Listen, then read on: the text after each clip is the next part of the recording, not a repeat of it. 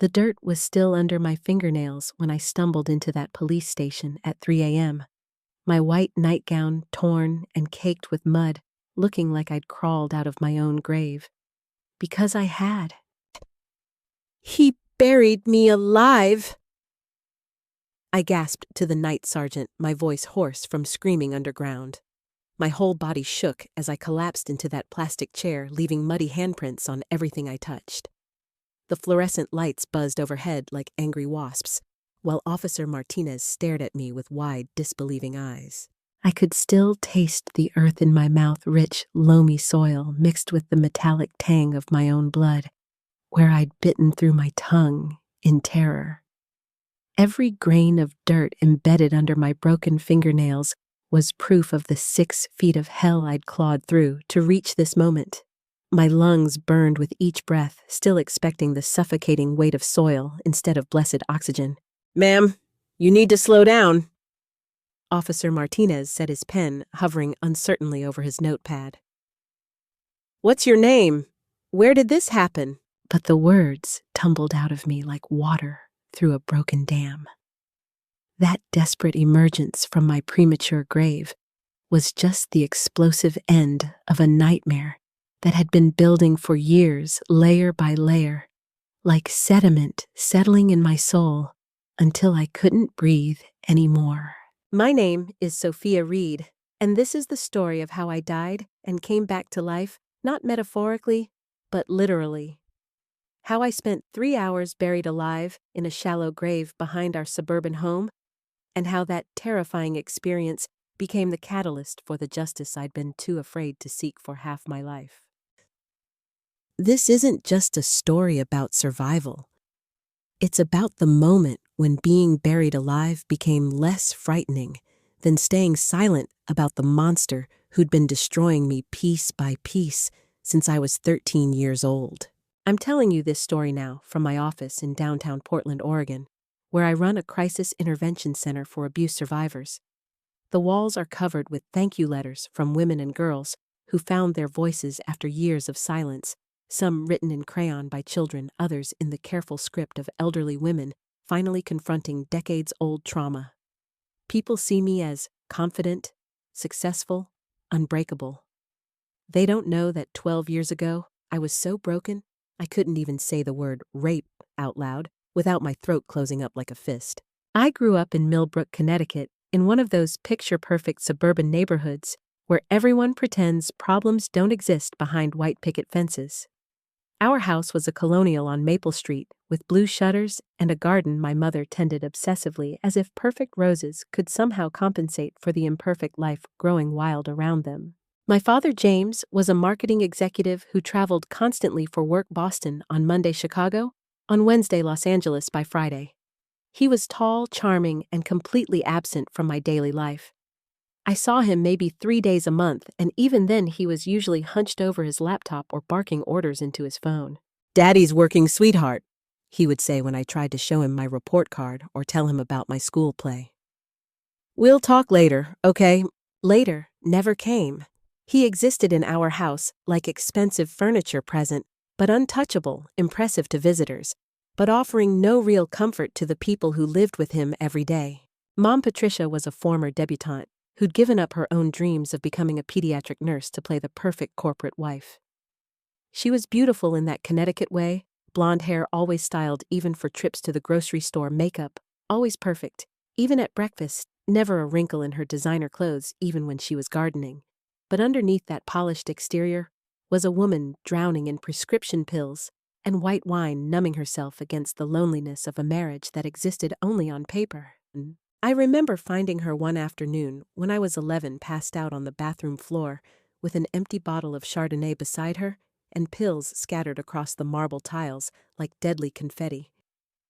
I couldn't wake her, no matter how hard I shook her shoulders, so I called 911 with trembling fingers. "My mommy won't wake up," I whispered into the phone, sitting on the cold tile floor with her head in my lap. The paramedics came, pumped her stomach, and told my father it was probably just an accidental mixing of medication and alcohol. Dad accepted this explanation readily, probably relieved to avoid dealing with the messy reality of his wife's deteriorating mental health. When I was 12, Dad announced he was leaving during what was supposed to be a family dinner at our dining room table. The three of us sat there with our untouched plates of salmon and asparagus, while he delivered the news with the same clinical detachment he used in business presentations. "I need space to find myself," he said, cutting his fish into precise squares. "This marriage isn't working for either of us." Mom found him 3 weeks later in his downtown apartment with his 25-year-old secretary, a blonde woman who looked like a younger, less damaged version of herself. The divorce was swift, brutal, and left us financially devastated. Dad's lawyer had been better than Mom's, and the settlement barely covered our mortgage payments. "He took everything," Mom sobbed to her sister over the phone while I pretended to do homework at the kitchen table. 43 years old, and I have nothing. Nothing. She wasn't wrong. The perfect suburban mother facade crumbled almost overnight, leaving behind a broken woman who could barely take care of herself, let alone a 12-year-old daughter who needed her now more than ever. I'd come home from school to find her passed out on the couch, empty bottles scattered around the living room like evidence of her surrender to despair. That's when Richard Blackwood entered our lives like a predator sensing wounded prey. I first saw him at Murphy's hardware store on a Saturday morning in October. Mom's car had broken down in the parking lot, the transmission finally giving up after months of Dad refusing to pay for repairs. She was crying over the steering wheel mascara running down her cheeks in black rivers when this tall, broad-shouldered man knocked on her window. "Don't worry, ma'am," he said, his voice deep and reassuring. "Let me take a look under the hood." He was 45, with graying temples and calloused hands that spoke of honest work. His jeans were faded but clean, his flannel shirt rolled up to reveal forearms marked with small scars from construction accidents. He owned Blackwood Construction, employed 30 people, and had the kind of solid reputation that made him seem like salvation to a desperate woman. 20 minutes later, he had our car running again, refusing Mom's offer to pay for the repair. "Just happy to help a lady in distress," he said, flashing a smile that transformed his weathered face. "Name's Richard Blackwood. Patricia Reed." Mom said, actually blushing for the first time since the divorce. "This is my daughter Sophia." He ruffled my hair like I was his own child, and I felt a flutter of something I hadn't experienced since Dad left the attention of a father figure who seemed genuinely interested in my existence. He followed us home to make sure we arrived safely and ended up staying for dinner. Mom laughed that night for the first time since Dad left, and I could see hope flickering back to life in her eyes, like a flame that had almost been extinguished. "You ladies shouldn't be alone," Richard said as he helped Mom clear the dishes, his large hands gentle with our delicate china. "A house needs a man to take care of things." The courtship lasted 6 months, during which Richard gradually became indispensable to our struggling household. He showed up regularly with flowers for Mom and small gifts for me, books, art supplies, little tokens that made me feel special and wanted after years of being invisible to my biological father. Mom stopped drinking as much, started wearing makeup again, began to resemble the woman she'd been before Dad destroyed her self-worth. She would spend hours getting ready for Richard's visits, humming to herself as she applied lipstick and sprayed perfume. "He makes me feel like a woman again," she confided to her sister during one of their phone calls, her voice lighter than I'd heard it in years. "Like I'm worth something." They married on a warm spring day in our backyard with just me and Richard's business partner Frank as witnesses. I was 13, wearing a yellow sundress Mom had bought specially for the occasion, genuinely happy to see her smiling again. Richard promised to love and protect both of us, and I believed him completely. "I've always wanted a daughter," he said, kissing my forehead after the ceremony. "Now I've got the 2 most beautiful ladies in Connecticut." He moved into our house that night, bringing his tools, his clothes, and what I would later understand was a carefully constructed mask that hid his true nature. For the first few months, he was the perfect stepfather, helping with homework, attending my school events, making Mom laugh every day. But I began to notice small things that made me uncomfortable. The way his eyes lingered on me when I came downstairs in my pajamas, focusing on parts of my developing body that no father should notice. How his hugs lasted a little too long, his hands resting on my lower back in ways that made my skin crawl. "You're growing up fast, sweetheart," he would say, his voice carrying a tone I couldn't identify but instinctively feared. "Becoming quite the little woman."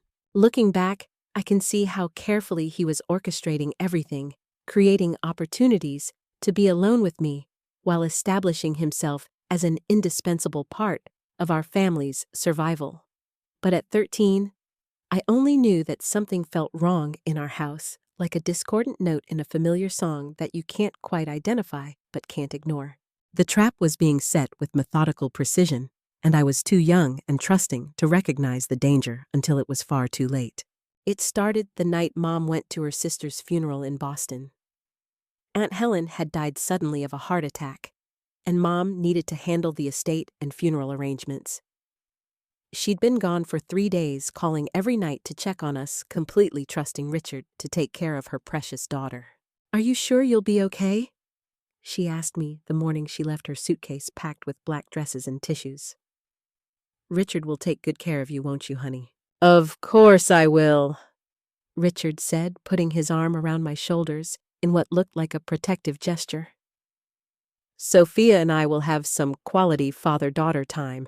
I was 13 and a half, my body awkwardly navigating the early stages of puberty in ways that embarrassed and confused me. My chest was developing small bumps that required a training bra. My hips were widening, and I'd recently started my period, all changes that Richard had been observing with increasingly obvious interest. The first 2 nights passed normally.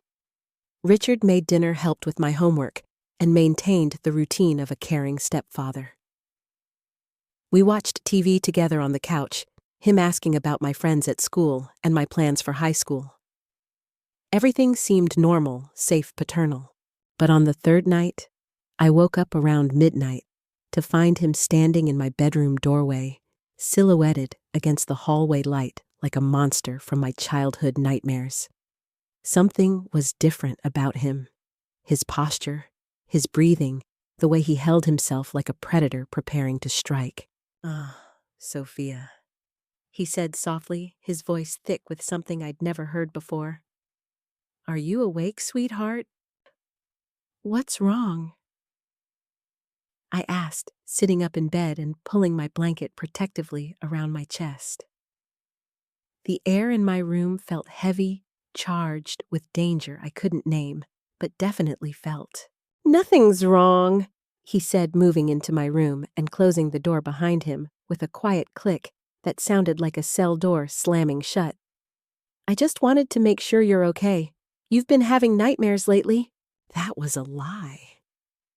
I hadn't been having nightmares yet, but I was too confused and frightened to contradict him as he sat on the edge of my bed, the mattress sagging under his weight. The familiar scent of his cologne mixed with something else, alcohol, and something muskier that made my stomach clench with instinctive revulsion. "Your mother loves you very much," he said, his large hand resting on my leg through the blanket. I could feel the heat of his palm through the thin cotton, and every nerve in my body screamed danger. "And I love you too. We both want what's best for you." His hand began moving higher, and panic flooded my system like ice water in my veins. "I want to go back to sleep," I whispered, but he either didn't hear me or chose to ignore my words. "You know, Sophia, there are special ways that fathers show love to their daughters." He continued, his voice taking on that same hypnotic quality he used when convincing Mom to trust him completely. "Ways that make both of them feel good. Your real father never loved you enough to show you these things." I tried to pull away, to move toward the head of my bed, but his grip tightened on my leg like a steel trap. "I don't understand," I whispered, tears starting to blur my vision. "You will," he said, and then his weight was pressing down on me, crushing the breath from my lungs as I stared at the glow-in-the-dark stars on my ceiling, stars he'd helped me put up just months before as a fun project we could work on together. What happened next shattered something fundamental inside me, something that I'm not sure ever fully healed. The pain was beyond anything I'd ever experienced, tearing through me like broken glass, while he whispered terrible things in my ear about how this was normal, how this was love, how this was what good daughters did for their fathers who took care of them. I bit my tongue until I tasted blood, refusing to scream and give him the satisfaction of my complete destruction. The metallic taste mixed with tears and snot as I tried to disappear inside my own mind to find some safe space where this wasn't happening to me. I focused on those glow-in-the-dark stars, counting them over and over, 37 stars arranged in the constellation patterns Richard had shown me from an astronomy book. Orion, the Hunter Ursa Major Cassiopeia. I recited their names like a prayer, trying to fly away to those distant suns while my body was trapped beneath his weight. When it was over, he sat on the edge of my bed and explained the rules with the calm, methodical precision of a business negotiation. His breathing had returned to normal, but my whole body shook like I was freezing to death. "Your mother has been through so much pain, Sophia," he said, stroking my hair with the same hands that had just violated me. "The divorce nearly killed her. She needs me, needs us to be her stability. If you tell her about this, it will destroy her. She'll blame herself, maybe hurt herself. Do you want that on your conscience?" The threat was wrapped in fake concern, but the underlying message was crystal clear. Speak up and destroy your mother, or stay silent and protect her. For a 13-year-old who'd already watched one parent abandon our family, the choice felt impossible. She's fragile, sweetheart." He continued, his voice soft and reasonable. "You've seen how she gets when she's upset. All those pills, all that wine. One more shock might push her over the edge. You wouldn't want to be responsible for your mother's suicide, would you?" I shook my head, unable to speak without sobbing. "Besides," he said, his tone hardening slightly, "who's going to believe you? I'm a respected businessman in this community. I employ dozens of people, sit on the school board, volunteer at the fire department. You think anyone's going to take the word of a troubled teenager over mine?" He was right, and we both knew it. Richard had spent months building his reputation as the perfect stepfather, the man who'd rescued a broken family and put it back together. I was just a kid with a history of family trauma, and my word against his would be laughable in the eyes of most adults. "And this is going to be our special secret," he said, leaning down to kiss my forehead like a loving father tucking his daughter into bed. "Because you love your mother and you don't want to see her hurt again." "Right, Sophia." I nodded because I couldn't speak without dissolving completely, and crying would only give him more power over me. He actually smiled, and left my room, closing the door behind him with the same quiet click that had announced his arrival. I lay in my bed until dawn, staring at those glow-in-the-dark stars, and trying to pretend the last few hours had been just another nightmare. But the blood on my sheets and the pain radiating through my entire body were undeniable proof that my childhood had ended in the most violent way possible. When Mom called the next morning to check on us, I listened to Richard's cheerful voice in the kitchen, telling her what a good girl I'd been, how we'd watched movies and eaten pizza, how much he enjoyed spending time with his new daughter. "Is Sophia there?" Mom asked, and Richard handed me the phone with a warning look that spoke volumes. "Hi, Mom." I managed, my voice sounding strange and hollow in my own ears. "Are you okay, sweetheart? You sound tired." I could have told her everything right then. I could have screamed the truth through the phone and begged her to come home immediately. But Richard was standing right there, his eyes fixed on my face, and I could hear the happiness in Mom's voice for the first time in years. "I'm fine," I lied, the words tasting like poison in my mouth. "Just miss you. I'll be home tomorrow, baby. Richard's taking good care of you, isn't he?"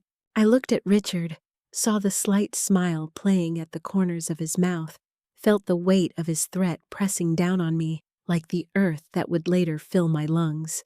"Yes," I whispered. "He's taking very good care of me." Mom came home the next evening with red-rimmed eyes from crying over her sister's death, emotionally drained and desperately grateful for Richard's support during her absence.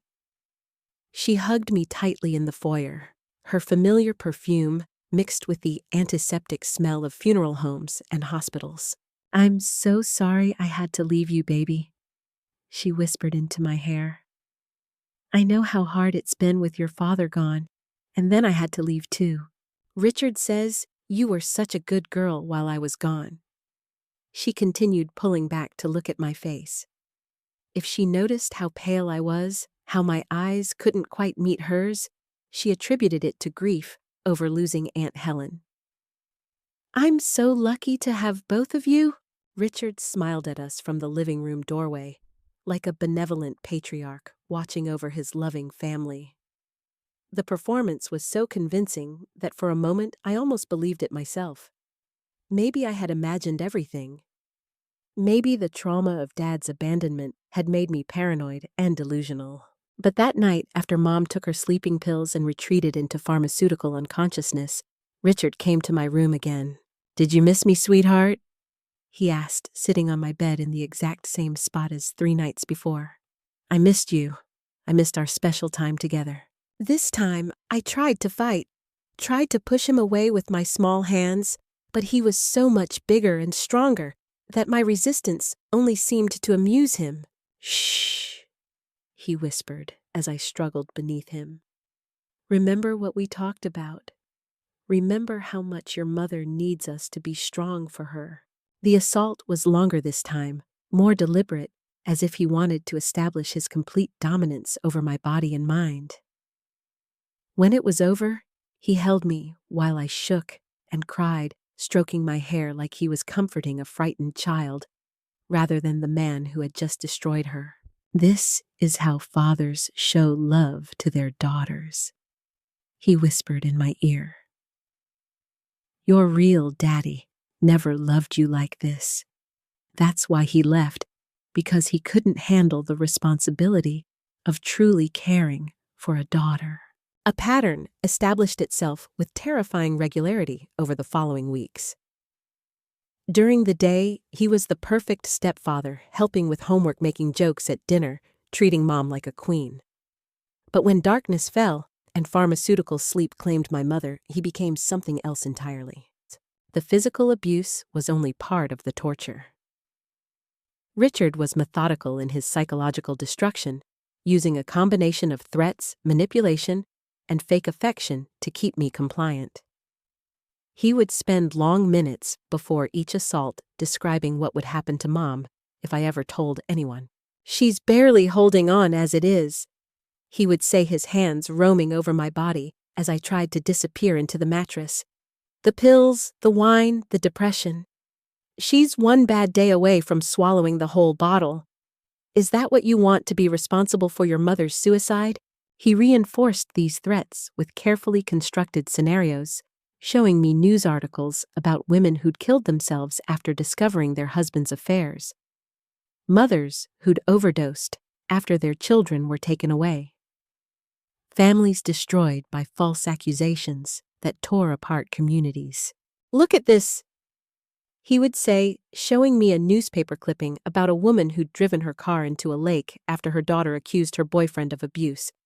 She couldn't live with the shame, couldn't handle knowing she'd brought a monster into her home. "Is this what you want for your mother?"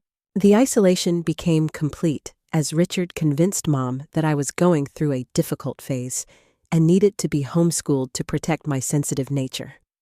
My few friendships from regular school withered away as I became more withdrawn and suspicious of everyone's motives. "Sophia's been having some adjustment issues," Richard would explain to concerned neighbors or distant relatives who asked about me. "The divorce was really hard on her, and she's been acting out lately. We think it's best to keep her close to home until she works through these problems." His reputation in the community made everyone accept this explanation without question. Richard Blackwood was known as a patient, caring man who'd taken on the challenge of raising another man's damaged daughter. If he said I needed special handling, people respected his judgment and gave us privacy to work through our family issues. The abuse escalated, gradually becoming more frequent and more violent as Richard's confidence grew. He would arrive at my bedroom door with increasingly elaborate explanations for why what he was doing was normal, necessary, or beneficial. "I'm teaching you about love," he would say during the worst moments. "Preparing you for when you're older and have a husband. Your mother never had anyone to teach her these things properly. That's why she couldn't keep your father happy." Other times, he would claim to be protecting me from worse fates. "There are men out there who would hurt you, Sophia. Bad men who don't care about you like I do. I'm showing you how it should be with someone who loves you." The worst part wasn't the physical pain, though that was excruciating. The worst part was how he made me complicit in my own destruction, forcing me to respond to his touch, to participate in my own abuse, and then using my involuntary reactions as proof that I enjoyed what was happening.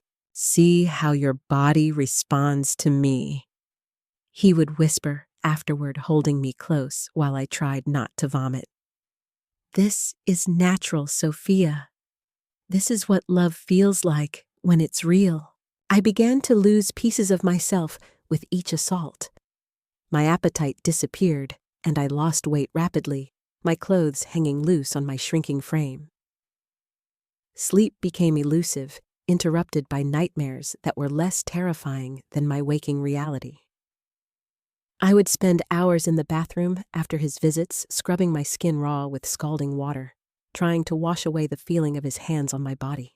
Mom noticed these changes but attributed them to typical teenage angst and the lingering trauma of Dad's abandonment.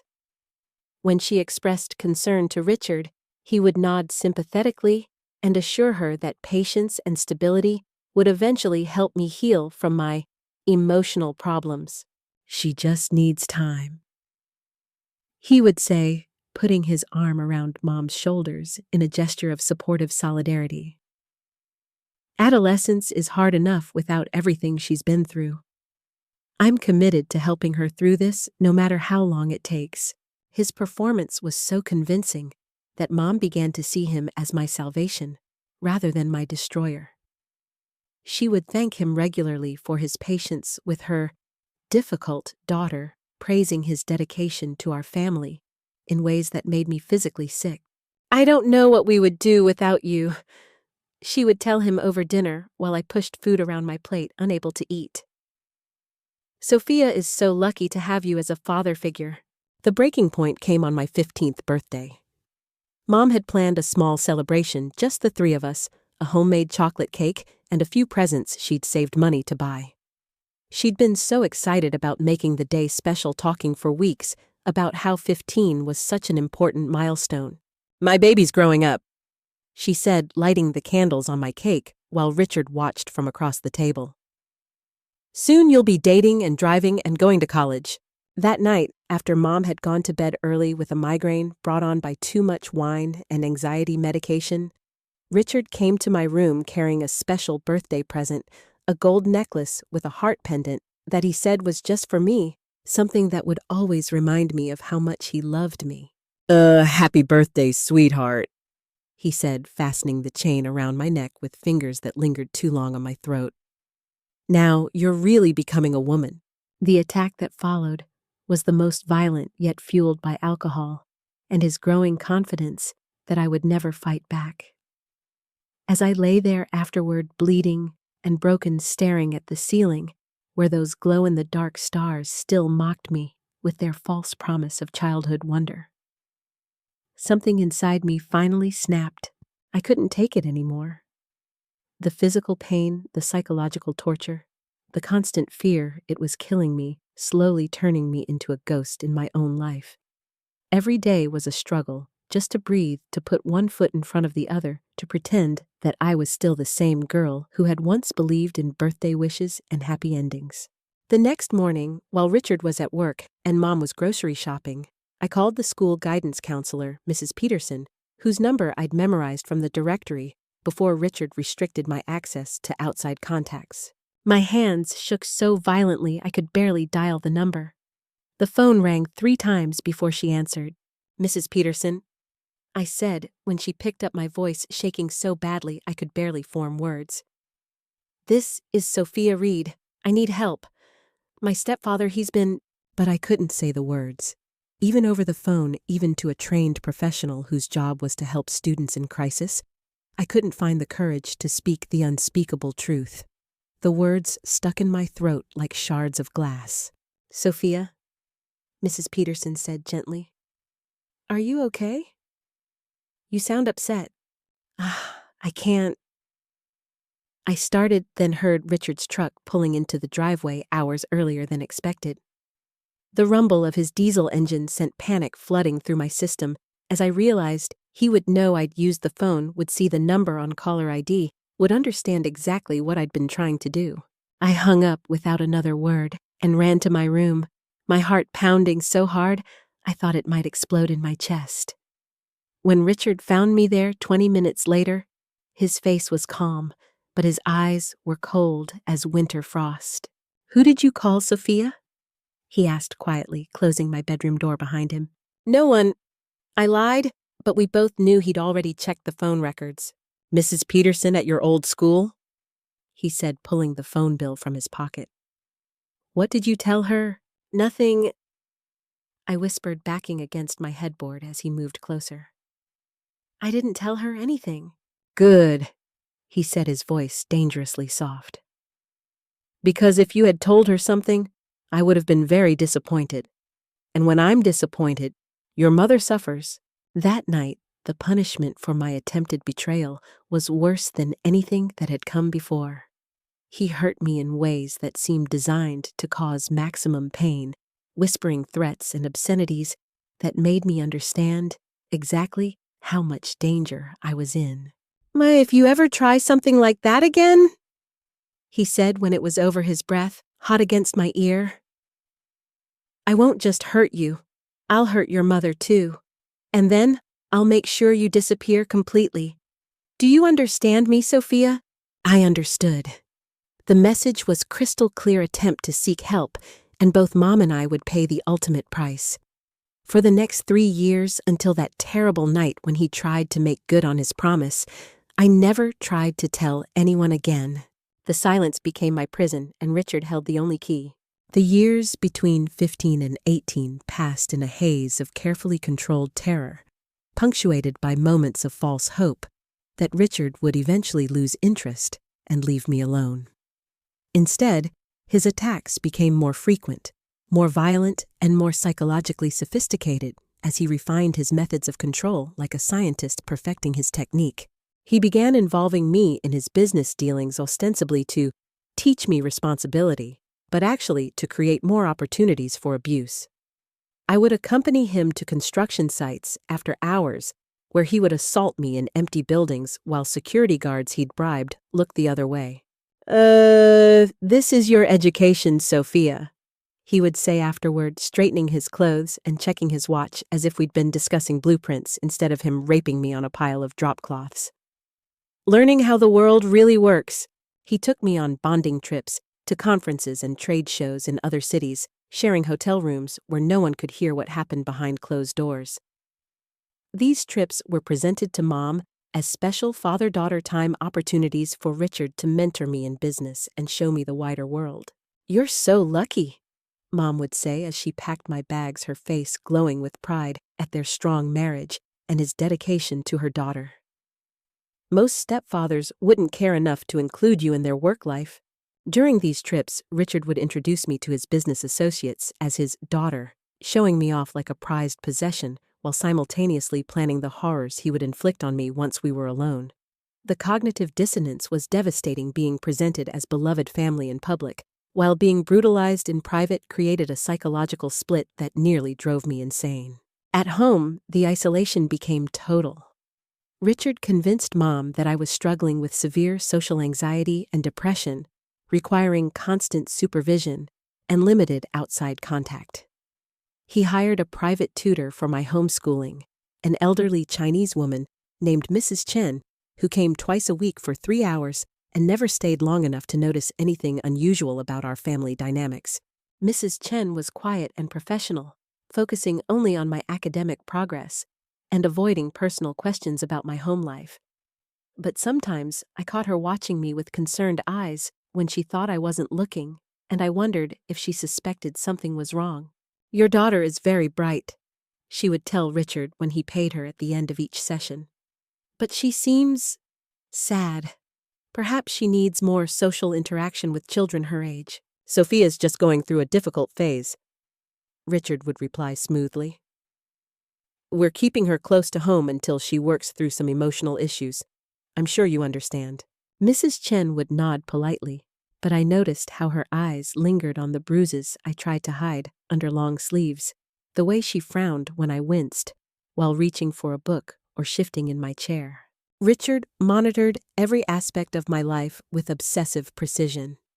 He installed tracking software on all our computers and phones, read every email, listened to every conversation. He created elaborate scenarios to test my loyalty, asking leading questions about school friends I might want to contact or activities I might want to pursue, then punishing me severely when I showed any interest in connections outside our house. "The world is dangerous for girls like you, Sophia," he would say after particularly brutal attacks. "I'm the only one who truly understands you, who can protect you from people who want to hurt you. Everyone else will just use you and throw you away like your father did." The psychological manipulation was so complete that I began to believe him. After years of isolation and abuse, I genuinely couldn't imagine surviving in the outside world without Richard's protection. He had systematically destroyed my self-confidence, my social skills, and my ability to trust my own perceptions of reality. Mom's drinking increased steadily as her prescription drug dependence deepened. She was taking a cocktail of anxiety medication, sleep aids, and pain pills that kept her in a constant state of pharmaceutical fog. Richard encouraged this by regularly refilling her prescriptions, claiming he was taking care of her medical needs, when he was actually ensuring she remained too incapacitated to notice what was happening to her daughter. I would find her passed out in different rooms of the house, slumped over the kitchen table with a glass of wine curled up on the bathroom floor, clutching an empty pill bottle sprawled across her bed, still wearing yesterday's clothes. Each discovery was a fresh reminder of how alone I was, how utterly dependent on Richard's mercy our entire family had become. "Your mother is very sick," he would tell me during our private talks. "The stress of raising a difficult teenager is destroying her health. Every time you upset her, you're pushing her closer to a complete breakdown. Is that what you want?" I watched Mom deteriorate day by day, becoming more dependent on pills and alcohol, more disconnected from reality, more grateful for Richard's constant care and attention. She would spend entire days on the couch, staring at soap operas and sipping wine, occasionally rousing herself to thank Richard for being such a wonderful husband and stepfather. The few times I tried to hint at my problems, she was too medicated to understand what I was saying. Once when I was 16, I attempted to tell her that Richard made me uncomfortable and that I didn't like being alone with him. "Don't be silly, sweetheart," she mumbled, patting my hand distractedly while her eyes remained fixed on the television screen. "Richard loves you like his own daughter. You're just going through a rebellious phase." She took another pill and drifted back into unconsciousness, and I understood that I was truly on my own. Richard overheard that conversation from the kitchen, and the punishment that night was so severe I couldn't walk properly for a week. He told Mom I'd fallen down the stairs, and she accepted the explanation without question, too drugged to notice the inconsistencies in his story or the way I flinched whenever he came near me. As I approached 18, Richard's behavior became increasingly erratic and possessive. He seemed to sense that legal adulthood might give me options for escape, and he began making plans to prevent that possibility. He sabotaged my attempts to apply for colleges by intercepting mail and destroying applications before I could see them. "College isn't for everyone, Sophia," he would say when I mentioned wanting to continue my education. "You're not emotionally ready for that kind of independence. Maybe in a few years when you've matured more." He convinced Mom that I was too emotionally unstable to live independently, suggesting that I needed to stay home for several more years while they helped me work through my issues. The prospect of never escaping, of being trapped in this nightmare forever, filled me with a despair so deep I sometimes considered ending my own life just to make it stop. But I could see something else in Richard's eyes during those conversations: fear. For the first time since the abuse began, he seemed worried about his ability to maintain control. Legal adulthood would bring certain rights and freedoms that even he couldn't completely suppress, and he was desperately scheming to find ways to keep me trapped.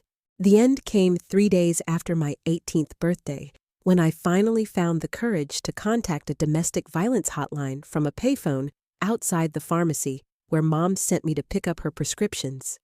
I'd memorized the number from a pamphlet I'd seen at the doctor's office, carrying those 10 digits in my head like a lifeline for months before I worked up the nerve to use them. National Domestic Violence Hotline. The counselor answered, her voice warm and professional. "How can I help you?" For a moment, I couldn't speak. The words I'd rehearsed 100 times in my head suddenly seemed impossible to say out loud. "Hello," she said gently. "I'm here to listen. Take your time." "My stepfather," I whispered, looking around to make sure no one could hear me. "He's been hurting me for years. I don't know what to do." The counselor's voice remained calm and supportive as she gave me information about shelters, legal aid, and resources for abuse survivors. For the first time in 5 years, I began to believe that escape might be possible. "You're very brave for calling," she said. "The first step is always the hardest. Do you have a safe place you can go tonight?" But Richard had followed me to the pharmacy that day, suspicious of my recent attempts to spend time away from the house. I saw his truck in the parking lot as I hung up the phone, saw him watching me through the windshield with an expression of rage and calculation that made my blood run cold. I knew in that moment that I'd made a terrible mistake. Richard had seen me make the call, and he would never let me leave alive. That night, he came to my room with a different energy than usual, not just predatory, but desperate and dangerous, like a cornered animal preparing to destroy everything rather than be captured. During the assault, he began talking about permanent solutions and making sure our secrets stay safe forever. "You've been talking to people, haven't you, Sophia?" he whispered as he hurt me in ways that seemed designed to cause maximum damage. "Thinking about leaving me, about destroying our family with your lies?" I tried to deny it, but he could see the truth in my eyes. For 5 years, I'd been a compliant victim, broken and submissive. But something had changed in me during that phone call, a spark of hope and defiance that he recognized as the beginning of his downfall. "I can't let that happen," he said, his hands closing around my throat as consciousness began to fade. "I can't let you ruin everything I've built here." The last thing I remembered before the world went black was the sound of rain beginning to fall outside my bedroom window and Richard's voice, distorted and distant, saying something about taking care of problems before they got out of hand. When I woke up, I was 6 feet underground, buried alive in a grave behind our house, with only my broken fingernails and desperate need for justice to claw my way back to the world of the living. 3 hours. That's how long I spent buried alive in that shallow grave, clawing through dirt and roots and earthworms, while my lungs burned for air and my heart hammered against my ribs like a caged bird trying to escape its cage. 3 hours of pure, concentrated terror that paradoxically became the most clarifying experience of my life. The grave wasn't deep, maybe 4 feet at most. Richard had been in a panic, working by moonlight and the dim glow of our back porch light, racing to dispose of what he thought was my dead body, before Mom came home from her overnight shift at the hospital, where she'd recently gotten a part-time job to pay for her pills. I remember the moment I regained consciousness, in that suffocating darkness, dirt filling my mouth and nostrils, the crushing weight of soil pressing down on my chest like concrete. For several seconds, I couldn't understand where I was or what had happened. Then the reality hit me like a physical blow. Richard had tried to kill me, and he'd buried me alive thinking I was already dead. The panic was immediate and overwhelming. I tried to scream, but my mouth filled with dirt. I tried to sit up, but there was nowhere to go. The walls of earth pressed in from all sides, and for a terrifying moment, I thought I might lose my sanity, completely trapped in this premature grave with no hope of escape. But then something clicked in my brain, a survival instinct stronger than fear, stronger than despair, stronger than the years of conditioning that had taught me to be helpless. In that suffocating darkness, with death pressing down on me from all sides, I finally understood something that 5 years of abuse had obscured. I didn't want to die. Despite everything Richard had done to me, despite all the ways he'd convinced me I was worthless and broken, some core part of me refused to surrender to the grave he'd dug. My hands, which had been so weak and passive during his assaults, suddenly became claws tearing at the loose soil above my head. I dug with a desperation I'd never felt before, my fingernails breaking and bleeding as they scraped against rocks and roots. Every inch upward was a victory bought with pain and determination, my lungs burning as I fought for each precious breath of stale air trapped in the loose earth. The soil was softer than it should have been. Richard had chosen a spot near Mom's flower garden where the earth had been recently turned for spring planting. If he'd buried me in the harder ground near the oak tree, I probably would have died there. But luck, or maybe divine intervention, had given me a chance. I don't know how long I clawed upward, only that it felt like eternity, compressed into moments of absolute focus. My world narrowed to the simple act of moving dirt, of creating space, of fighting my way toward the surface, one handful of earth at a time. When my fingers finally broke through to blessed air, I gasped so hard I nearly choked on the dirt still coating my throat. The rain that had been falling when Richard attacked me had stopped, and stars were visible through the gaps in the clouds. Real stars, not the glow-in-the-dark ones on my bedroom ceiling that had witnessed so much horror. I emerged from that hole like something reborn, gasping and mud-covered, and absolutely certain that I would never be a victim again. The physical act of clawing my way back to life had changed something fundamental inside me, replacing years of learned helplessness with a fierce determination to survive and fight back. But the real shock came 3 days later when I was staying at a women's shelter downtown, trying to process what had happened and figure out my next steps. Detective Maria Santos had been assigned to my case, a young, intense woman with dark eyes and the kind of steady voice that comes from dealing with the worst humanity has to offer. "Sophia," she said, sitting across from me in the shelter's cramped office with a manila folder thick with documents spread between us. "There's something you need to know about your stepfather. Something we discovered when we searched your house after your report." She slid a photograph across the desk, a picture of Richard, at what looked like a business conference, his arm around a teenage girl who bore a striking resemblance to me at 15. The girl was smiling, but there was something hollow and desperate in her eyes that I recognized immediately. "Her name is Amanda Price." Detective Santos continued, her voice careful and controlled. "She's 17 years old, and she lives with her mother and stepfather in Fairfield, about 40 miles from your house. Richard Blackwood has been doing construction work for her family for the past 2 years. My stomach dropped as the implications sank in. "He's hurting her too." "We believe so. Amanda's school counselor contacted us after seeing the news reports about your case. Amanda has been exhibiting many of the same behavioral changes you described: withdrawal, depression, declining academic performance. Her mother is a recovering alcoholic with a history of prescription drug abuse." Detective Santos pulled out more photographs, more documents, more evidence of a pattern I'd been too isolated to recognize. Richard hadn't just been abusing me, He'd been running a systematic operation targeting vulnerable families with absent fathers and compromised mothers, positioning himself as their savior while destroying their daughters. "There are at least 3 other families we know about," she said, her voice heavy with disgust and determination. "Maybe more. Richard has been very careful, very methodical. He chooses families that are already struggling mothers who are desperate for stability and unlikely to ask difficult questions." The revelation hit me like a physical blow.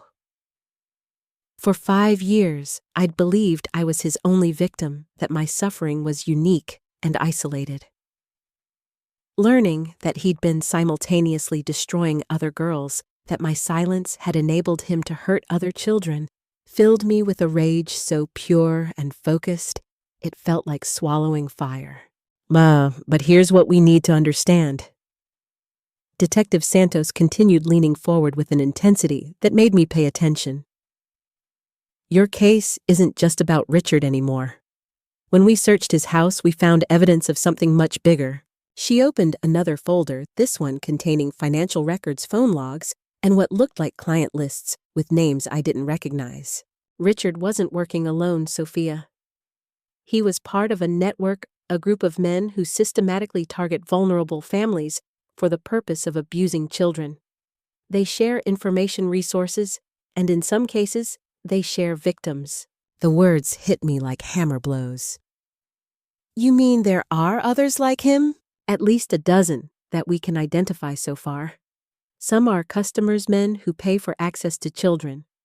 Others are suppliers' men like Richard, who identify and groom victims. And some are protectors, people in positions of authority who make sure investigations get buried and victims stay silent." Detective Santos spread out more documents, showing me a web of connections that made my head spin. Bank records showing regular payments between multiple accounts. Phone records documenting calls between Richard and men in 3 different states. And most damning of all, a price list for services that made me physically ill to read. "The police want to interview you again?" she said, her voice gentle but firm. "With this new information, your case is no longer just attempted murder. It's part of a much larger investigation into organized child abuse and trafficking." That afternoon, I sat in an interview room at the police station facing not just Detective Santos, but also FBI agent Patricia Hawthorne, a stern woman in her 50s, who specialized in organized crime and child exploitation. Softest. "Sophia," Agent Hawthorne said, setting a digital recorder on the table between us, "what we're about to ask you to do is going to be incredibly difficult. We need you to tell us everything, not just about Richard, but about anyone else who might have been involved. Other men who visited your house trips. Richard took you on anything that might help us identify other members of this network." For the next 4 hours, I relived every detail of my abuse, but this time with a different purpose. Instead of just seeking justice for myself, I was helping to build a case that could save dozens of other children from the same fate. The breakthrough came when I remembered something that had seemed insignificant at the time, a business trip Richard had taken me on to Atlantic City when I was 16. He'd told Mom it was an educational opportunity, a chance for me to see a different kind of construction project. "There was a man there," I told the agents, my voice steady despite the horrific memories. "Someone Richard seemed to know well. They talked about inventory and special clients. I thought they were discussing construction materials, but now..." Agent Hawthorne exchanged a meaningful look with Detective Santos. "Can you describe this man?" "Older, maybe 60. Well-dressed like a businessman or politician. Richard called him Judge, but I don't know if that was his name or his title." "Did you ever see him again?" "Once. He came to our house about 6 months ago late at night. I heard them talking in Richard's office, something about expanding operations and new territories. And I paused, remembering something that had seemed odd at the time. He had photographs. I saw them when I brought them coffee. Pictures of young girls, some of them looked even younger than me. They were sorted into different piles like he was cataloging them." The agents sat in stunned silence for a moment before Agent Hawthorne leaned forward. "Sophia, what you just described could be evidence of a trafficking operation that spans multiple states.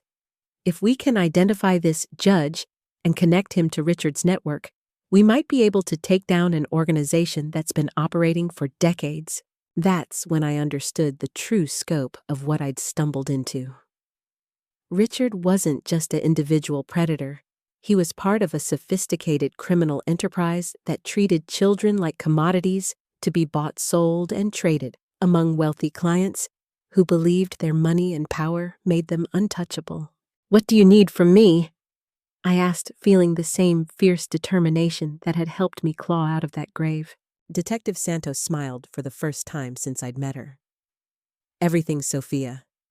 We're going to tear this whole network apart piece by piece until there's nothing left but justice." But as we would soon discover, taking on a criminal organization with connections to judges, politicians, and law enforcement officials would prove far more dangerous than any of us had anticipated. Building a case against Richard's entire network proved far more complex and dangerous than anyone had anticipated.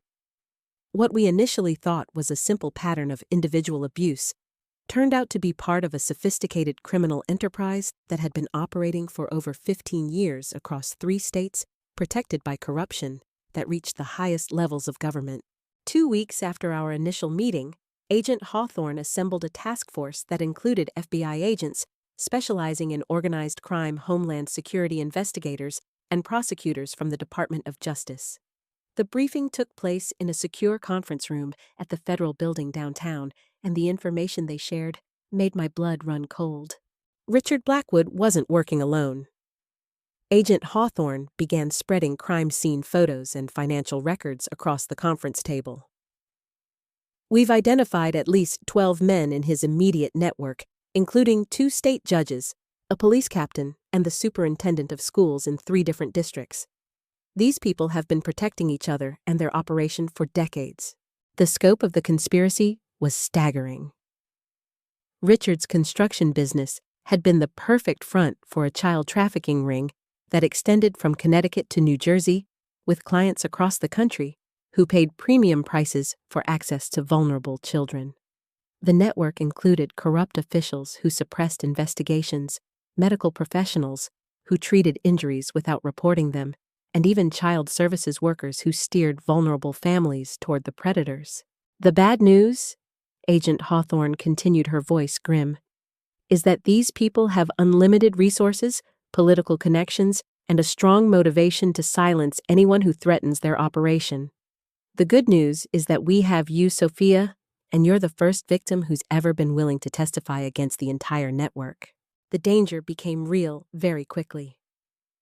3 days after that meeting, someone broke into the women's shelter where I was staying and trashed my room, leaving behind a photograph of me with my face scratched out and a note that read, "Dead girls tell no tales." The shelter director, a tough former cop named Linda Martinez, moved me to a safe house outside the city and assigned round-the-clock protection. "These people don't make idle threats," she warned me as we packed my few belongings. "If they're willing to break into a secured facility to intimidate you, they'll do whatever it takes to keep you from testifying." But the intimidation was just beginning.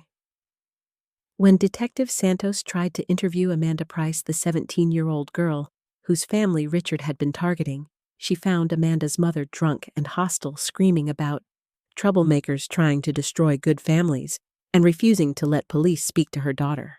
"Someone got to her," Santos told me after the failed interview. "Amanda's mother received a $50,000 deposit in her bank account yesterday, along with a letter explaining that the money was for pain and suffering caused by false accusations against Mr. Blackwood. She's been convinced that speaking to us would jeopardize her family's financial security." Similar intimidation tactics were being used against other potential witnesses. Families received anonymous cash payments along with subtle threats about what would happen if they cooperated with law enforcement. Several mothers whose daughters had been abused by network members suddenly developed complete amnesia about their children's behavioral changes and unexplained injuries. The most devastating blow came when our star witness, Frank Morrison, Richard's business partner, who had agreed to testify about the network's operations, was found dead in his apartment, apparently from a drug overdose. Frank had been clean for 15 years and was scheduled to give his deposition the following week. "This wasn't an accident," Detective Santos told me grimly as we stood in the parking lot of the federal building, her face pale with anger and frustration. "Frank was murdered to prevent his testimony. These people are willing to kill to protect their operation." The message was clear: cooperate with law enforcement and die. The network had resources, connections, and a ruthless willingness to eliminate threats that made them seem untouchable. Several investigators began suggesting that we focus on prosecuting Richard alone and abandon the larger conspiracy case as too dangerous to pursue. But I refused to back down. Every day I spent in that safe house, I thought about Amanda Price and the other girls who were still being abused while I hid from danger. I thought about the videos Richard had made of my suffering, probably being watched by sick men across the country who paid money to see children destroyed. "I'm not running," I told Detective Santos during one of our secure phone calls from the safe house. "These people have been hurting children for 15 years because no one was brave enough to stand up to them. That ends now." The breakthrough came from an unexpected source, Mrs. Chen, my elderly tutor, who had seemed completely oblivious to the abuse happening in our house. 2 months into the investigation, she contacted Detective Santos with information that changed everything. We met at a small diner outside Hartford, far from anyone who might recognize us. Mrs. Chen looked nervous but determined as she slid into the booth across from Detective Santos and me, her usually steady hands shaking slightly as she opened a manila envelope. "I always suspected something was wrong," she began, her accent thick with emotion. "Sophia was too quiet, too frightened, too careful around her stepfather. But I was afraid to say anything because I needed the job, and Mr. Blackwood paid me very well to keep my observations to myself." Mrs. Chen had been more observant than anyone realized. Over the 2 years she'd been tutoring me, she had documented suspicious behavior, photographed my injuries when she thought no one was looking, and even recorded conversations she'd overheard between Richard and unknown visitors to our house. "I made copies of everything," she said, emptying the envelope onto the table between us. "I told myself I was saving it in case someone ever asked the right questions. I never imagined it would be this important." The evidence Mrs. Chen provided was devastating. Photographs of bruises on my arms and legs that I'd tried to hide under long sleeves, taken with a small camera she'd hidden in her tutoring materials. Audio recordings of Richard discussing merchandise and clients with men whose voices I didn't recognize, captured on a digital recorder she'd concealed in her purse. But the most important evidence was a piece of paper she'd found in Richard's truck while looking for a pen to grade my assignments, a client list with names, addresses, and detailed preferences for specific types of abuse videos. The list included prominent politicians, business leaders, and law enforcement officials from across the Northeast. "This is it," Agent Hawthorne said when we presented Mrs. Chen's evidence to the task force.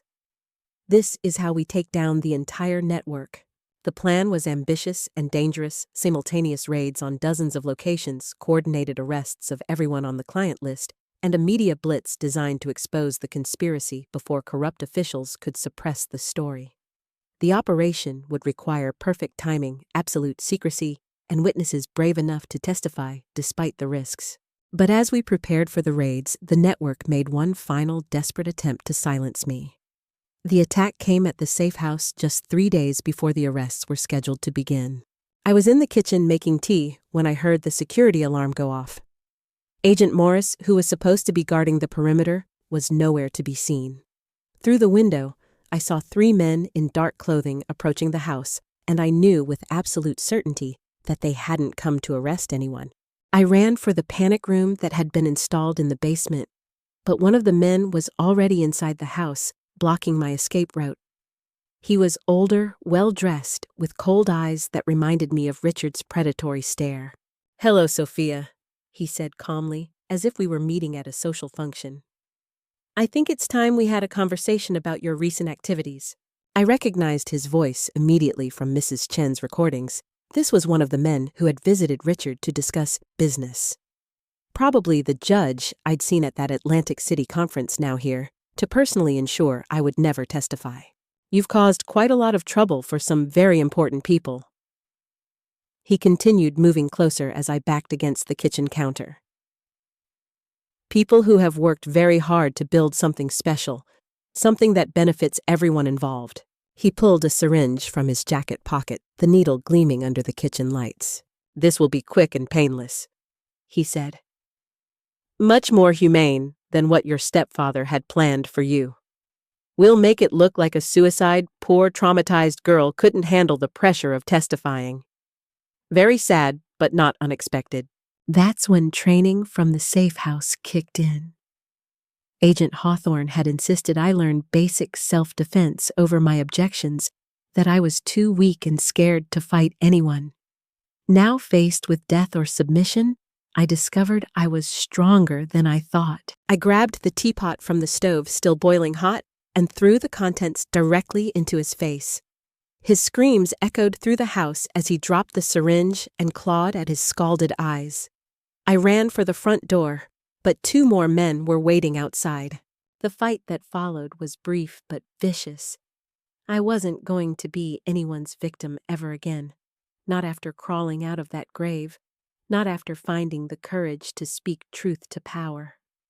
I fought with everything I had, using keys as weapons, biting and scratching like a wild animal, screaming loud enough to wake the entire neighborhood.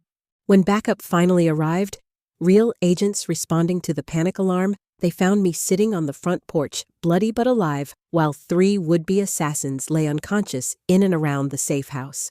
"Are you ready for this, Sophia?"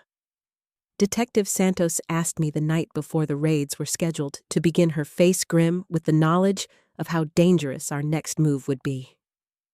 "Once we move forward, there's no going back. These people will do everything in their power to destroy you." I thought about the 3 hours I'd spent buried alive, clawing through dirt and earthworms toward a freedom I wasn't sure I deserved. I thought about Amanda Price and the other girls whose names I didn't know, still trapped in the same nightmare I'd escaped. I thought about Richard's smug confidence that he would never face consequences for his crimes. "I'm ready," I said, feeling the same determination that had carried me up from that grave. "Let's finish this." The raids began at dawn on a Tuesday morning in November, with coordinated strikes on 47 locations across 3 states. I watched from the FBI command center as teams of federal agents and local police surrounded houses, businesses, and government offices, executing search warrants that had been months in the making. Richard was arrested at his home, my former home, as he ate breakfast and read the morning paper, completely unaware that his entire world was about to collapse.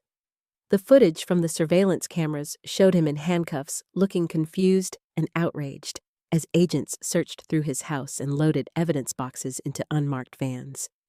"Target 1 secured," came the voice over the radio.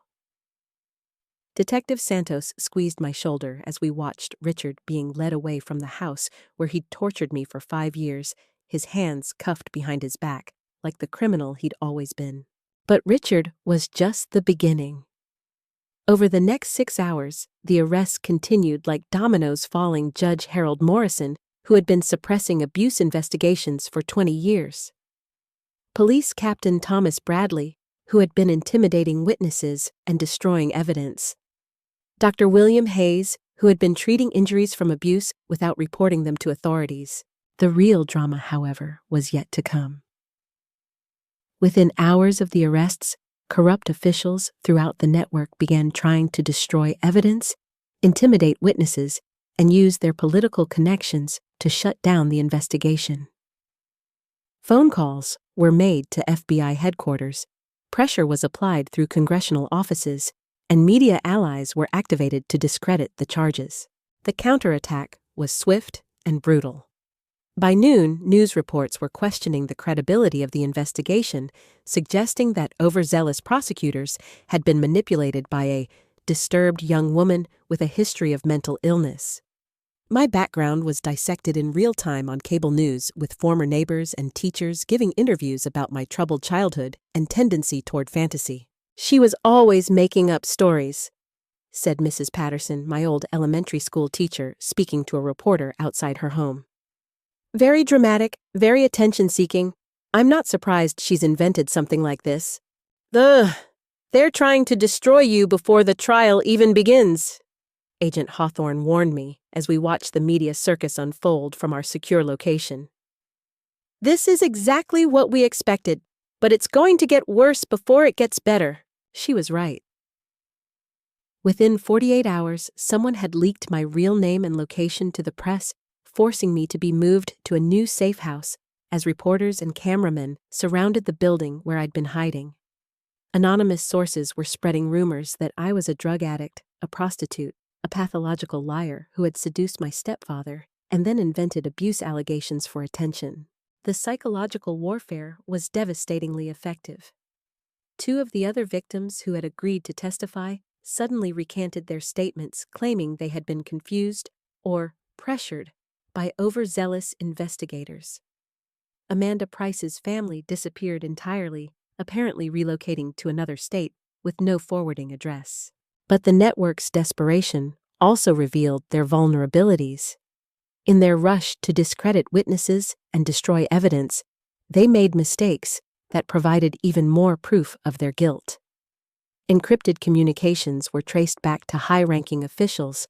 Financial records were discovered showing payments to corrupt judges, and video evidence was recovered from hidden servers that documented the full scope of their operations.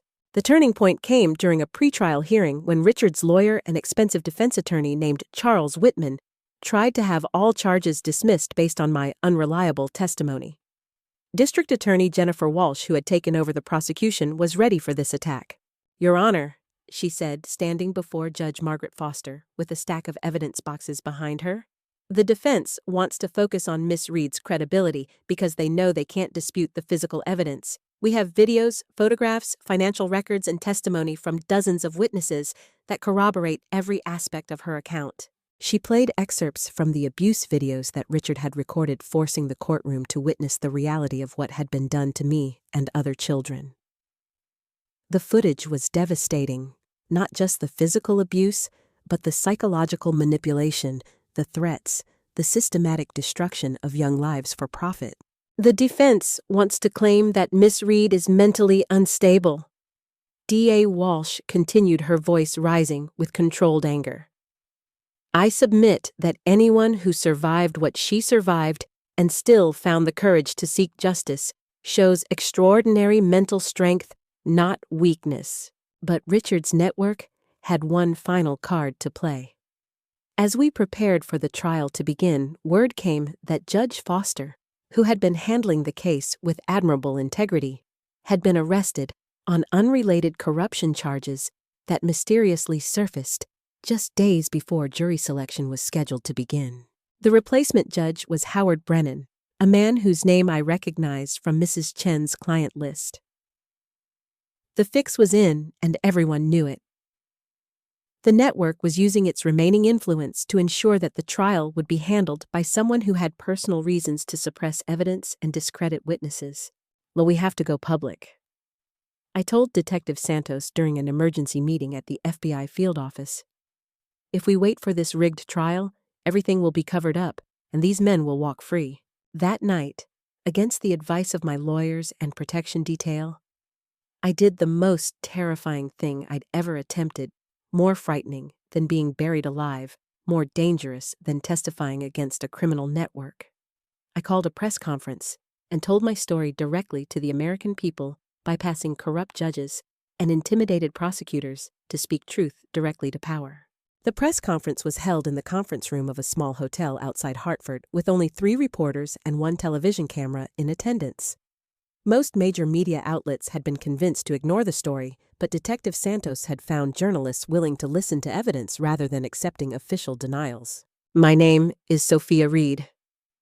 I began looking directly into the camera lens as my hands shook with terror and determination. For 5 years, I was sexually abused by my stepfather Richard Blackwood, who recorded the attacks and sold the videos to clients across the country. When I finally found the courage to speak up, he tried to murder me by burying me alive in our backyard. I told everything: the pattern of abuse, the network of predators, the corruption that protected them, and the intimidation tactics being used to silence witnesses. I named names, showed photographs, and played audio recordings that documented the conspiracy in their own voices. These men believe they are untouchable because they have money power and connections. I said, my voice growing stronger with each word. They think they can destroy children and get away with it because no one has ever been brave enough to fight back. But I'm not afraid of them anymore. The press conference lasted 2 hours with follow-up questions that allowed me to provide details about the network's operations, their methods of identifying victims, and their systematic corruption of officials who should have protected children. By the time I finished, the story was already spreading across social media faster than any attempt at suppression could contain it. Within hours, the video had been viewed millions of times, shared by celebrities and politicians, and picked up by international news outlets. The network's carefully constructed system of protection and intimidation crumbled in the face of public outrage that couldn't be bought, threatened, or silenced. Judge Brennan recused himself from the case, citing personal conflicts of interest. Federal prosecutors took over from local authorities.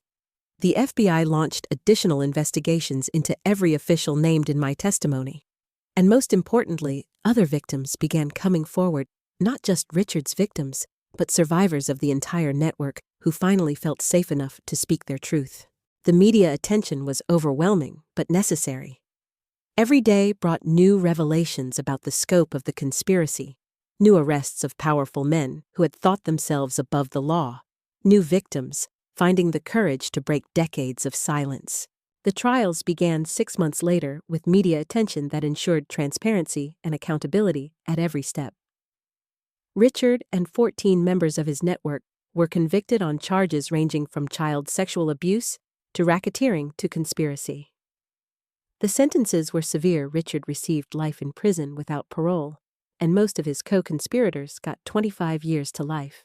But the real victory wasn't the convictions, it was the complete exposure of a system that had protected predators for decades. Laws were changed, investigations were launched into other suspected networks, and most importantly, children across the country learned that their voices would be heard and believed when they found the courage to speak up.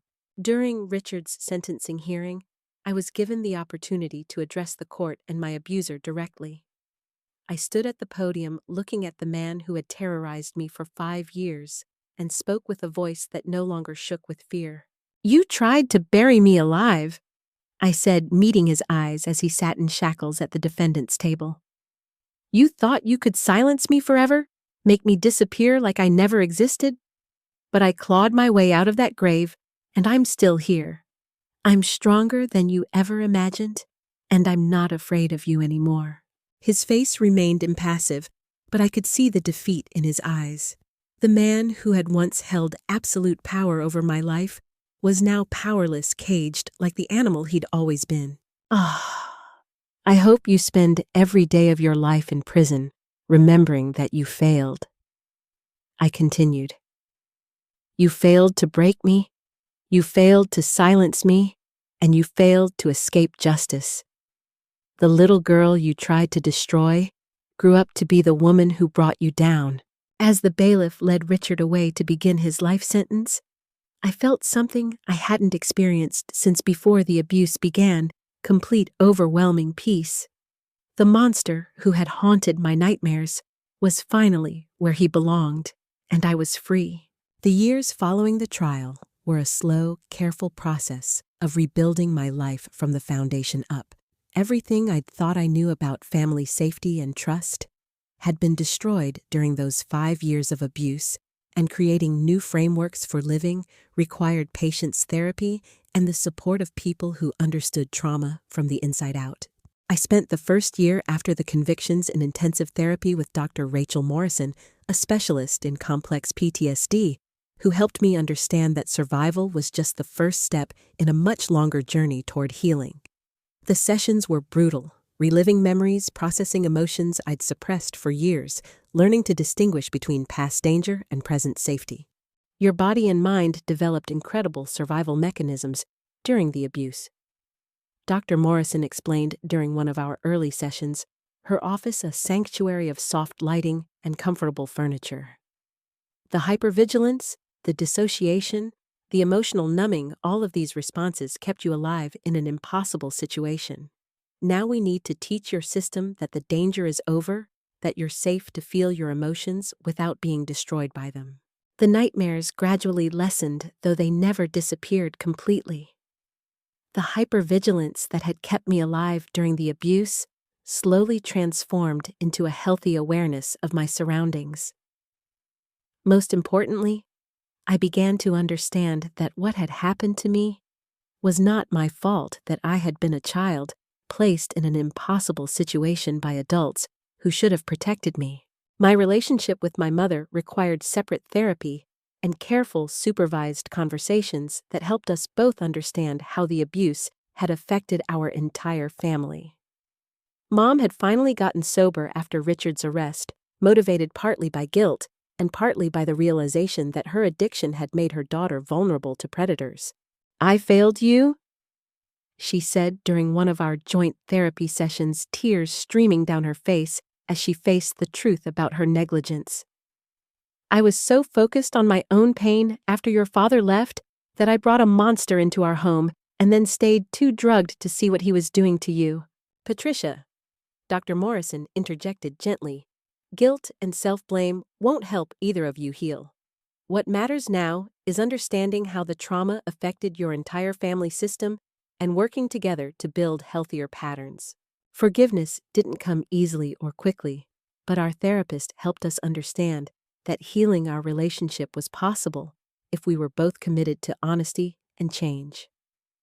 Mom entered her own recovery program, addressing not just her substance abuse, but the underlying issues that had made her vulnerable to Richard's manipulation. "I can't undo what happened," Mom said during one of our later sessions, reaching across the space between our chairs to take my hand. "But I can promise you that I'll never stop working to become the mother you deserved all along." The financial settlement from the civil suits against Richard and his network provided security I'd never known before.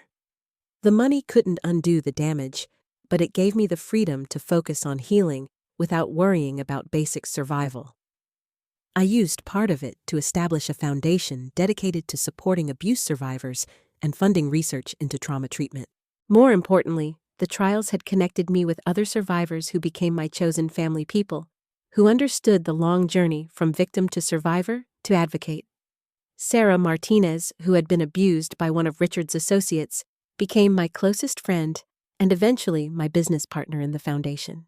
"We're the ones who made it out," Sarah said during one of our late-night conversations in my new apartment, both of us drinking tea and processing the day's therapy sessions. "We have a responsibility to help the ones who are still trapped."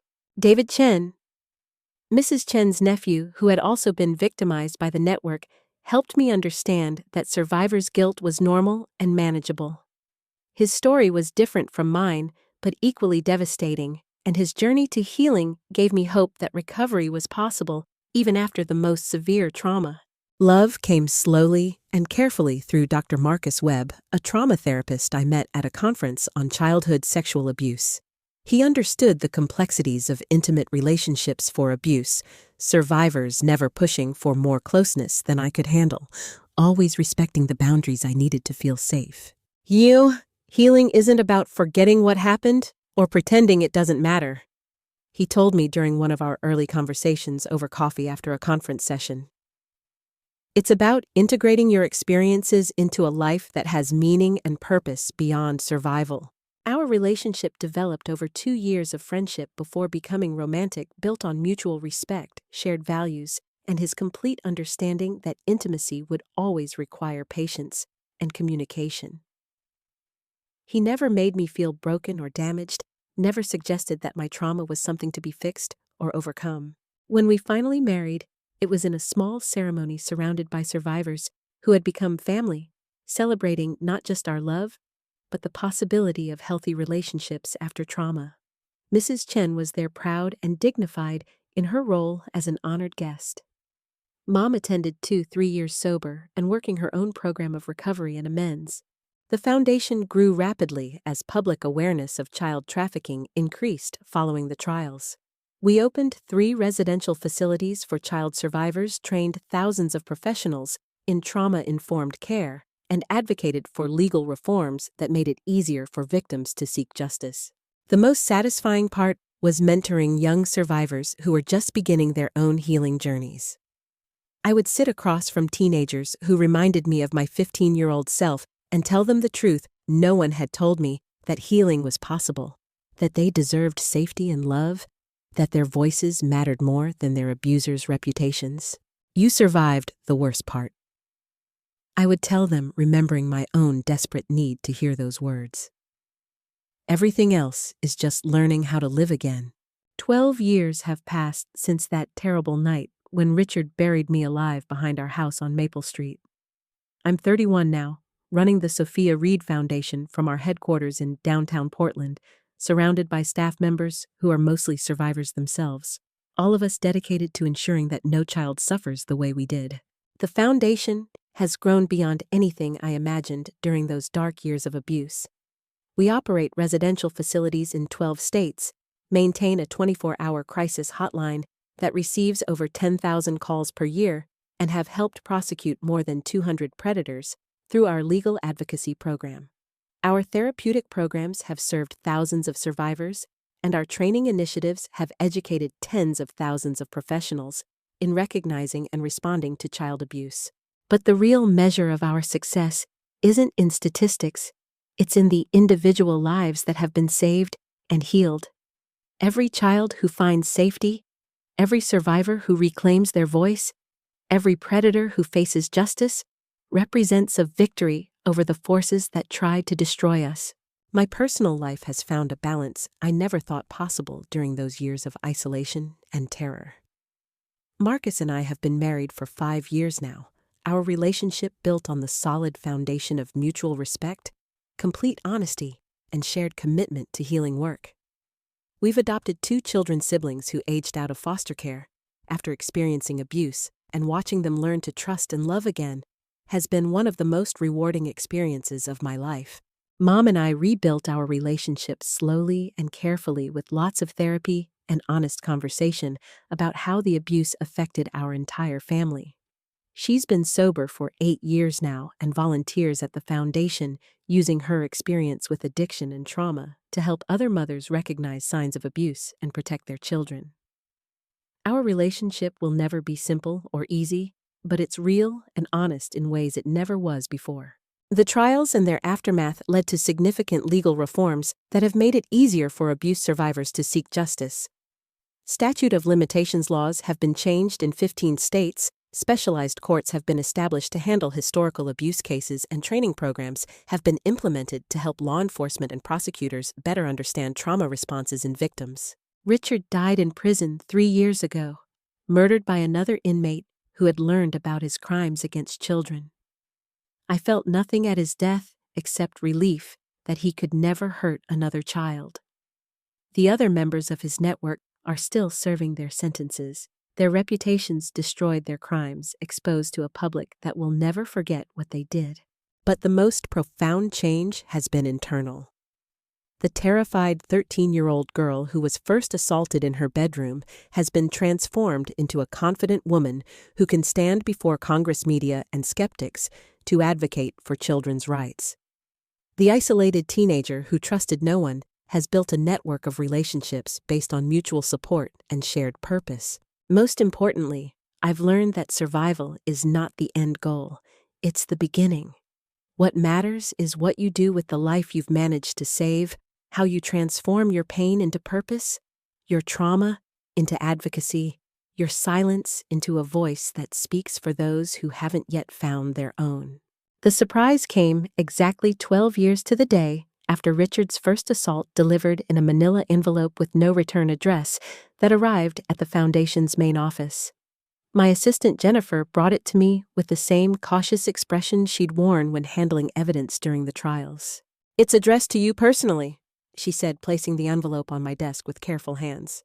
"Should I call security?" I studied the envelope carefully, noting handwriting I didn't recognize and a local postmark dated just 2 days earlier. Something about it felt different from the usual hate mail or conspiracy theories that occasionally found their way to our office, more official, more deliberate. No. I decided, remembering the courage it had taken to open that safety deposit box all those years ago. I'll open it. Inside was a single photograph and a handwritten letter on expensive stationery. The photograph showed a man I didn't recognize, elderly, distinguished, wearing what looked like judicial robes. But something about his eyes was familiar, cold, and calculating in a way that made my skin crawl with remembered fear. The letter was brief but devastating. "Miss Reed," it began in careful cursive, "my name is Jonathan Blackwood, and Richard was my younger brother. I want you to know that I've followed your case closely, and I have nothing but admiration for your courage in exposing his crimes. Richard was a monster, and justice was served when he was convicted. However, I feel compelled to inform you that Richard was not the only member of our family involved in these activities. Our father, Harrison Blackwood, was a federal judge who spent 40 years protecting a network of predators while abusing his own children. I myself have spent 30 years on the Connecticut Supreme Court, using my position to suppress investigations and protect men like my brother. I am dying of cancer now, with perhaps weeks left to live, and I find myself unable to face death without attempting to make amends for a lifetime of enabling evil. Enclosed, you will find the location of documents that detail 40 years of corruption, including names, dates, financial records, and video evidence of crimes that make Richard's network seem small by comparison. I know this information will destroy many powerful people, including myself, posthumously. But perhaps it will also save children who are still being abused by predators who believe they are untouchable." You survived being buried alive once, Miss Reed. I pray you have the strength to survive the attention this new revelation will bring. The letter was signed with a shaky signature and included detailed instructions for accessing a safety deposit box in Hartford that contained what he described as 40 years of insurance against powerful men who thought themselves above the law. I sat in my office for a long time after reading that letter, staring at the photograph of a man whose crimes apparently made his brother look like an amateur. Part of me wanted to destroy the letter, to pretend I'd never received it, to protect the peaceful life I'd finally built from the chaos that would inevitably follow another investigation. But then I thought about the children who were still being abused by predators, protected by judicial corruption. I thought about the survivors who had never received justice because their cases were suppressed by corrupt judges. I thought about the 13-year-old girl I'd been desperate for someone brave enough to fight back against monsters who seemed untouchable. I picked up my phone and called Detective Santos, who had been promoted to head of the FBI's Crimes Against Children unit following the success of our original investigation. "Maria," I said when she answered, feeling the same determination that had carried me out of that grave 12 years ago. "I think we have another network to take down." The next morning, accompanied by federal agents and armed with proper warrants, we opened that safety deposit box and discovered evidence of a corruption conspiracy that reached the highest levels of government. The documents Jonathan Blackwood had preserved detailed 4 decades of judicial corruption, political bribery, and systematic child abuse that involved sitting senators, federal judges, and law enforcement officials across the entire eastern seaboard. As I write this 6 months after that discovery, the new investigation is just beginning. Arrests have been made, trials are being scheduled, and once again, I find myself at the center of a media storm that threatens to consume everything I've built. The death threats have returned, the character assassination has resumed, and I've had to move my family to a secure location while the justice system slowly grinds toward accountability. But I'm not afraid anymore. I learned something in that grave 12 years ago that no amount of intimidation can take away. I am stronger than the people who try to destroy me, braver than the monsters who think they can silence truth, and more determined than the corruption that protects predators. The work continues. Children are still being abused, survivors still need support, and predators still believe they are untouchable. But every day, more people find the courage to speak up. More officials choose integrity over corruption, and more children are protected by a society that finally understands the true cost of silence. I was buried alive once, but I clawed my way back to the surface, and I'll keep clawing, keep fighting, keep speaking truth to power, for as long as there are children who need someone brave enough to stand up for them. The dirt is finally washed from under my fingernails, but the determination it represents burns brighter than ever. Some graves are meant to be escaped from, some truths are too important to stay buried, and some survivors are destined to become the voices for those who haven't yet found their own. This is my story, but it's also the story of every child who has ever been told to keep terrible secrets, every survivor who has found the courage to break their silence, and every person who has chosen to fight for justice instead of accepting injustice. We are stronger than our trauma, braver than our fear, and more powerful than the people who tried to destroy us. And together, we will make sure that no child ever has to endure what we endured, no survivor ever has to suffer in silence, and no predator ever believes they are above the law. The revolution starts with one voice, one story, one person brave enough to say, "This ends now."